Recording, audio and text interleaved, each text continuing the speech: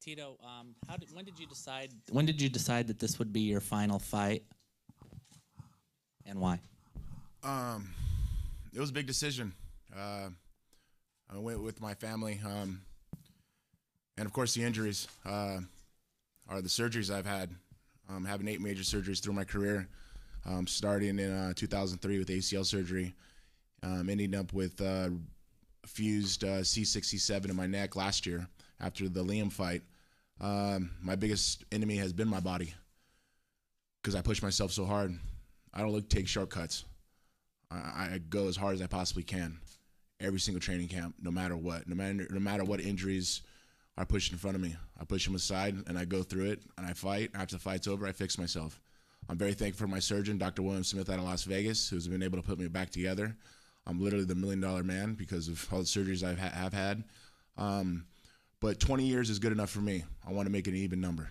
An even number, 20 years is perfect, 2 decades. There's only one other fighter I can say he's been in here 20 years, and that's Vitor Belfort. We're 2 old lions. This is my kingdom, and on Saturday night, I'm going to roar. And I'm going to show jackals like this guy, Chael, the P, Sonnen, what a king's truly like. You came in there, you look pretty tense right now looking at Chael. Is he the perfect opponent for you, and how do you envision the perfect ending for your career on Saturday night? I'm going to dominate. I expect no least than what I expect in my camp, what I've been doing in my camp against the training partners I've had, the work I put in over the last 14 weeks. I dislike this man. Not even a man. He's a child. He's said some personal things about me, and he's lit a fire under my ass like no other. I've been in camp for 14 weeks. This guy thinks he could come in after 8 weeks of camp and compete with me after taking 3 years off. I'm going to hurt him. I'm not looking for a submission. I'm going to dominate. I have something to pay back. He embarrassed me on my birthday. I'm going to embarrass him on Saturday night. Questions?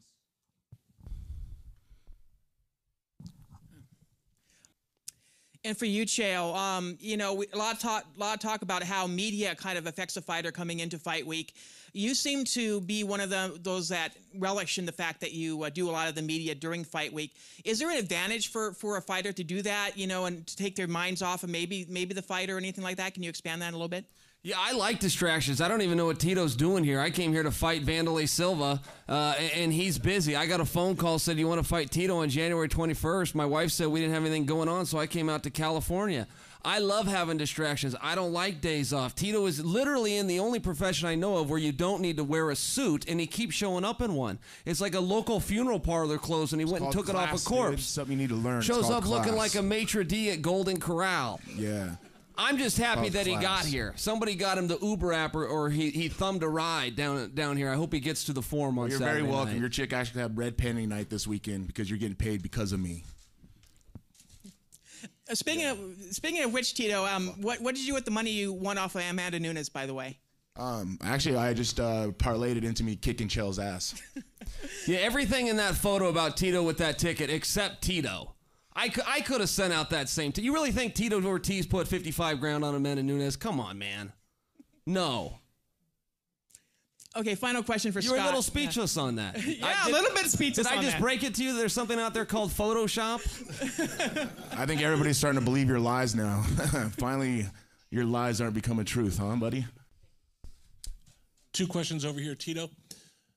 Last fight, going through that camp, have you thought at all about your legacy, what this is going to mean? Last time walking into fight, is any of that popped into your head while you were working out? No, not at all. All I've been thinking about is just beating Chael. That's it. And this is for both of you. Do you recall going back to the time that you guys squared off on the mat, collegiate wrestling? Do you have any recollection? Do you remember any of that? Anything from that match? Chael doesn't. I do. I don't remember hitting a low single on me. I don't remember that. I just remember him hitting me in the headlock and being so pissed after and seeing, do I sit on the chair and say, woe is me? Or do I put my shoes on and go run stadiums? Get ready for the dual meet the next day. And that was a big, huge mark in my life as a person, being a quitter or being a winner. Saturday night will show. Yeah, I remember it too, man. That was half my life ago, but it seems like just yesterday. The only takeaway I have from that is I remember Tito was very strong. That's the one part. As far as that match went, man, I caught him in a move. If he put me in that move, it would have ended too. It really wasn't a fair representation if we're being open about it. But I remember he was a big, strong guy. Hey, Chael, Tito. Question for both of you guys. What does your opponent do best, and what do you think you can exploit? Tito, go ahead. Tell him what I do so well. Well, he talks well. His mouth has gotten him in every fight, big fight that he's had.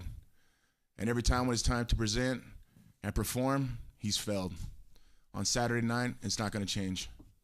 What I do well, I come in with heart, I come in with determination, I come in with hard work and perseverance. When I get my hand raised, I don't know why. And so all the millions of fans that have had my back over the last 20 years. Tito always says I'm using my mouth to get my opportunities. The only person I know that made money using their mouth is his ex-wife. Well, just to correct you, I was never no marriage. You're a fucking punk, dude.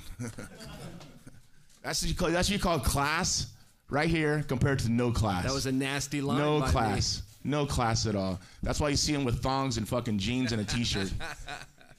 No class. They don't call you the bad guy for nothing. A bad girl. Yeah, as Scott said, Tito, we do thank you for your 20 years in the sport. You are clearly a legend. You know, you were the poster boy of the other organisation for a long time.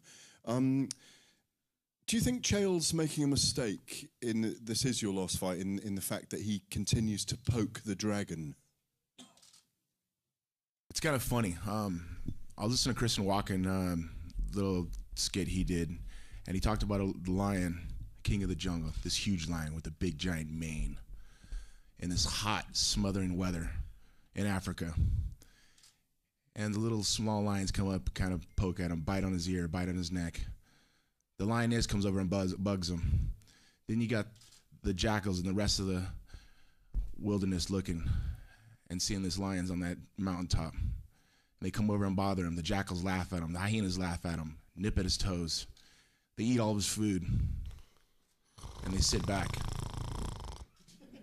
And they got jackals like this who think it's a comedy. Until one day he gets sick of it, and he attacks, and he shows to these people who the fucking king of the jungle is. And this little hyena, I'm gonna eat right through him. And we'll see on Saturday night. You know what? It's good because it fuels me. It's fueled me over the last 14 weeks. And it's great to see. Because you hear that snoring nose? That's a snoring nose you're going to hear in the second round of the fight. That's good. That was good. That was good work by you. I gave you a good setup. Yeah, you're a good comedian, man. That's about it. You're a good actor. That's about it. Just here to help. I'm a fighter. You're an actor. You're on The fucking Apprentice because of me. You're the bad guy because of me. You trying to talk because of me. You've never won a world title. Who's the last champion you've ever beat? Who's the last legend, as you say, you've ever beat? You call yourself a legend? What have you done legendary besides talk? Buddy, on Saturday night, those little blue eyes are going to be sparkling even more, man. Just wait and watch. Just wait and watch. You've dug your grave, man. You have dug your grave. The F word, that wasn't classy. I don't care, man. No, I don't care. You ruffled my feathers way too much, partner. You talk about my ex, man. You say shit like that. You're classy. Tito. Come on. 4-letter words. Come on, Mr. Class. Classy. You ready to go, Tito? Yeah. I've been ready to go for the last week. Now, though? Yes, right now. But you know what? I'm cool. I'm professional. I've been doing this for 20 years. Classy. I'll step back and I'll wait until Saturday. I'm okay. Can I throw a kind of curveball at you in a way, Chael? Let's do it. Surely you have great admiration for what Tito's achieved in mixed martial arts. Care for everyone. This may be a lie, so just let him go and speak. Tell another jackal story about Christopher Walken and a mane and a lion and Vitor from back in the day. Fucking joker. You're a joker. Dude. Hey, classy. You're classy. a joker. Dude. You're a joker. Gareth, please go ahead. Chael, you've got to deliver on Saturday night. You're a big signing to the organisation. Tito's clearly stoked. What are you going to do to him? I never understand that. Tito says that he's poking the bear. People say he lit a fire under his ass. There's never been a round in the history of fighting where the judges look around and go, which guy's got a fire lit under his ass?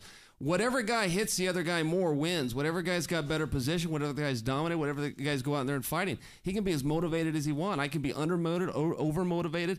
We're going to go fight. Our skills are our skills. My music will hit those speakers. I'll have my short pants on. I'll grab my mouthpiece, and I'll walk to that cage. That's it. I don't care how he's feeling, up, down, or indifferent. We're going to walk out there, and one of us is tougher than the other. I have made a contention since the 90s that I was the baddest dude in the world. I'm either right or I'm not, but it's taken me 20 years to find out. January 21st is going to be that day. Are you looking for a statement knockout yourself? No, I'm looking to go out there and fight. The second the ref says go, I will. And what happens after that, I do not know. But I'm ready to fight. Thank you. Can I just have one more question, please? Can I go all British? Be classy. I will. This was a little bit underclassy, this, but a question for Sam. For Tito, you briefly flirted with retirement in 2012. Now you've come back and you're retiring again. What has been different this time around, and what did you really learn from the first time that you tried to step away from the cage that will sort of help you relish and focus on this experience? Well, at the time I was going through some really hard personal stuff. My children were number one. My kids, I had to get full custody of them. I had to fight for my kids. I fought for them. I got full custody of them. I had to get away from the company that was disrespectful towards me, that was painting me in a bad limelight that wasn't true. So I had to walk away. And as I walked away, I got a hold of Bellator, and they wanted to sign me, and I wanted to fight. At the time, I was only 38 years old. I felt young. I felt good. I went to some competitions, and it seemed like something I wanted to do. I wanted to make sure that when I walked away that I wasn't happy about it. I want to make sure when I walked away that I was like going, yes, I gave it my all. I gave it everything I possibly can do. And now that Scott Coker's a part of this company, it's been every way I've always thought it should have been when I left the UFC. I'm very, very thankful for all the staff at Spike, all the staff at Bellator to give me this opportunity to compete. And I wanted to be done by 40 years old. Took a couple years. I guess still got that lion in me. I want to fight. And this is just a perfect ending to a perfect story. And then for Chael, Chael, you've been in the cage with really dynamic guys like Anderson Silva and John Jones, guys that are difficult to game plan for. Tito presents a little bit more solid challenge where he's going to come out and he's going to wrestle you and box you. Is there a fear of maybe overlooking him a bit because you know what he's really going to try and do? I came from a wrestling background. I took on 4 or 5 guys, 6 guys in one day. And you never knew who your opponent was, is my point. It's a bracketed format. Even when you know who shows up, you don't know who's going to win, who's going to advance, what side of the brackets it's on. Point is, I've never game planned. I've never watched the other guy and thought, well, he does this and I need to do that. I focus on myself completely. They throw in new guys all the time, and it doesn't make any difference to me. I show up ready to fight, and that's it. And my skills are my skills. And sometimes it's been enough, and sometimes it hasn't. But either way, you make that walk and you find out. Chael, you made the comment recently that you felt as if your career had begun at the same time as Tito's did, that you would have beaten him early on and that he wouldn't have gone on to have the kind of career that he had at the other organization and at here because you would have handled him early on. Where does that level of confidence come from that you're so much better than him? I think Tito's awesome. I don't dispute that he belongs in the Hall of Fame, that he's a legend, and I don't dispute any of his world championships. My contention from day one is I was the baddest dude in the world and I couldn't get my opportunity. When I got it, I ran with it, and I'm still here. But I was in the practice room with world champions, Pride world champions, UFC world champions. I knew everybody in the world that could whip my ass, and that guy's name was Randy Couture, and there was no one else out there. And the guys that were around and the guys that had the belts, they will tell you I was whipping them on a daily basis, and they did everything they could to keep me out of the organizations. That's a reality. I thought I could beat Tito, but I never locked up with him. I don't know for sure, but I told everybody that I could, and it took me 20 years to get here, and we're all going to find out together whether that statement's true or not.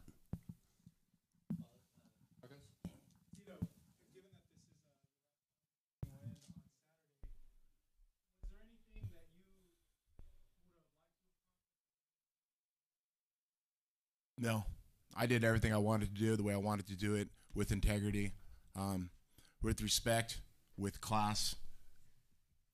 And I look back on it, and I did it with integrity, man. And I inspired millions of people.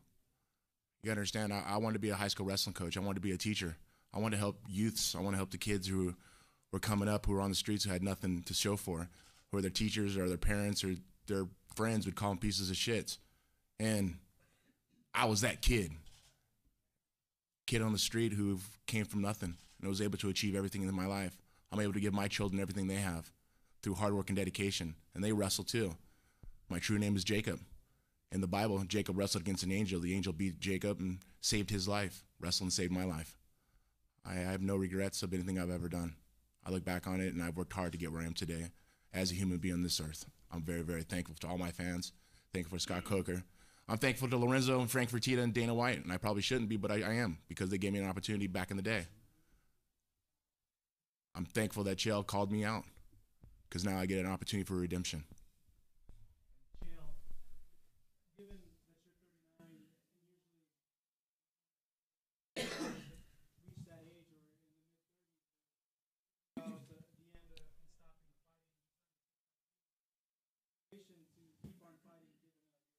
I like kicking ass, and don't forget, it's not 39 years old, it's 39 years young. It is not how many miles the car has, it's how many miles the car has left. I will honor this contract. I've honored every contract that I had. I could not be happier to be over here at Bellator. I'm on a Legends ass-whipping tour. I'm starting with Tito. I'm moving on to Vandalay, and I will let you know who the opponent is after that.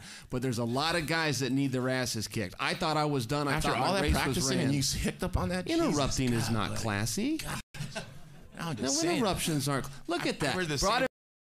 He did it. Said he wouldn't come here, but I got him here, didn't I? Got him all frustrated in his nice suit and his four-letter words. What was I saying? I was saying something brilliant. What was it?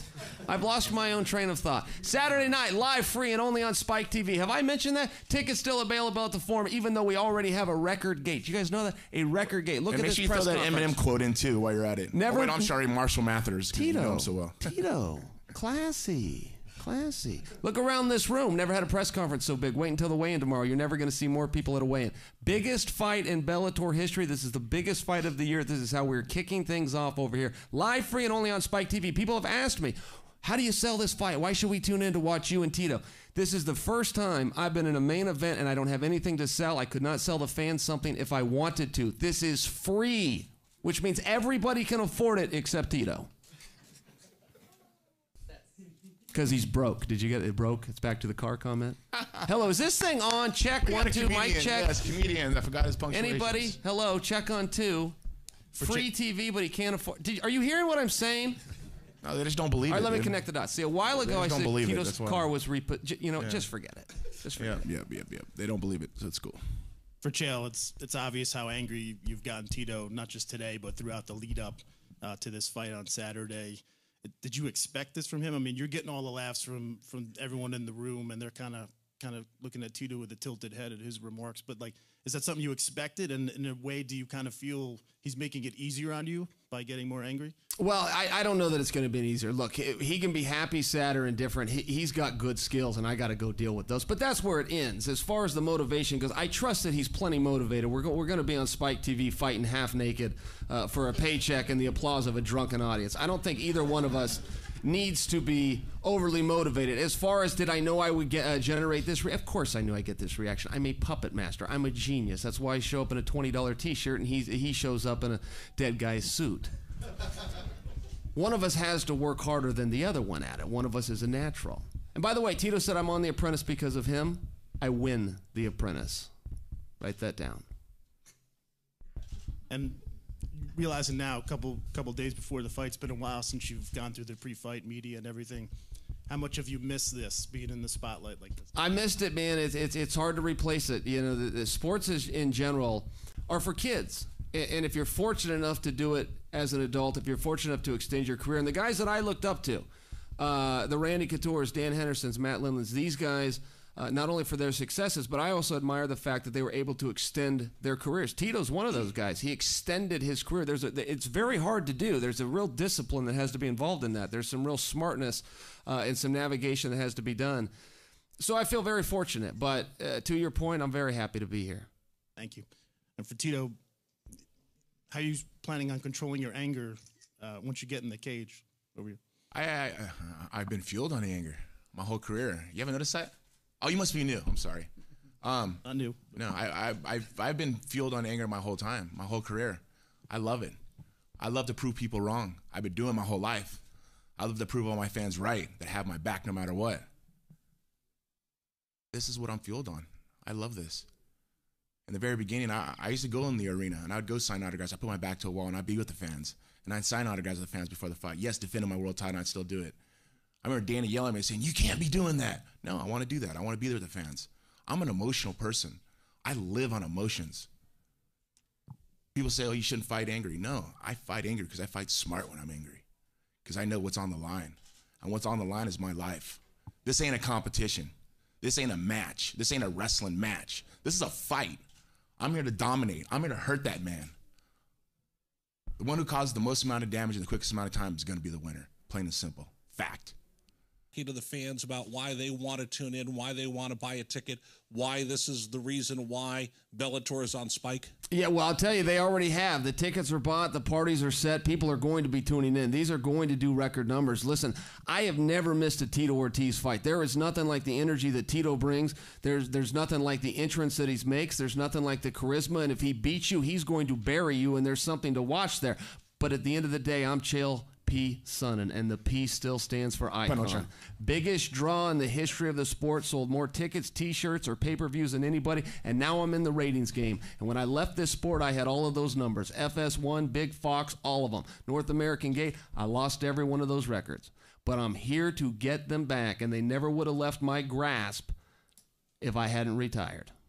Tito, same thing to you, to talk to your fans. Huntington Beach, Southern California, your last fight at the Forum, someplace you probably grew up hoping one day you could perform there. I grew up here. Born and raised. Born and raised. So talk to your homeboys in Southern California. Give me 20 seconds on why they want to watch this thing coming up on Saturday, seeing you walk in for the very last time. Well, it really begins at the beginning of the card, all the way up to the main event.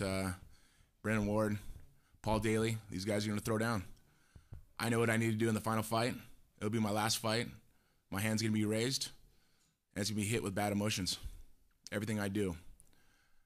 This guy is just, I could smile about it because you know what? Fight time is that close. People would tune in on Spike TV on Saturday night and watch the destruction of Chael Sonnen. And the P stands for Panocha.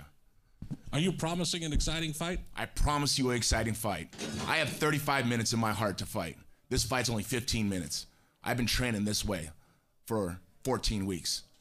I saw him at the commercial shoot.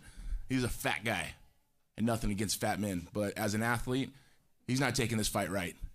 He's not taking this fight smart. He's already looking on to Vanderlei Silva. Buddy, you better look what's in front of you right now. One last one for either John or Scott. Tito, you've referenced integrity multiple times today. What does that mean specifically to you? What are you talking about when you talk about integrity? Not selling out. I never bowed down to anybody my whole career. I've looked in the mirror and I've been respected for myself. I've had respect for myself no matter what. And it just goes about over and over again. For the last business I worked for, I was embarrassed. I was talked down upon. And I never gave. I always did it my way no matter what. That's the integrity. The integrity, understanding that, you know what, I'm going to do it my way no matter what. And at the end of the day, I could be happy with myself, the respect and integrity. That's what I mean. Chael, Tito talked about seeing you shirt off. He called you a fat guy. This is your first fight in over 3 years, first training camp in over 3 years, first fight since your issues that are well publicized. How did you feel going through this fight camp? Was this fight camp noticeably different for you in terms of your preparation, and physically, how do you feel coming into this contest? Lean, mean, and 217. Solid steel and sex appeal. The women's pet and the men's regret. I could not believe he called me fat. Look at the size of these arms, and when you're focusing on that, focus on this, because I got two of them. That's basically clean, by the way, I'll mention. Pretty much. Tito Ortiz, Saturday night. Chael, call me a fat guy. What am I supposed to do with that? I've never been called a fat guy before. Though, to his point, perhaps I wasn't in as good a shape as I am now, but the bottom line is the fight's on January 21st. I fight anybody, anywhere, at any time.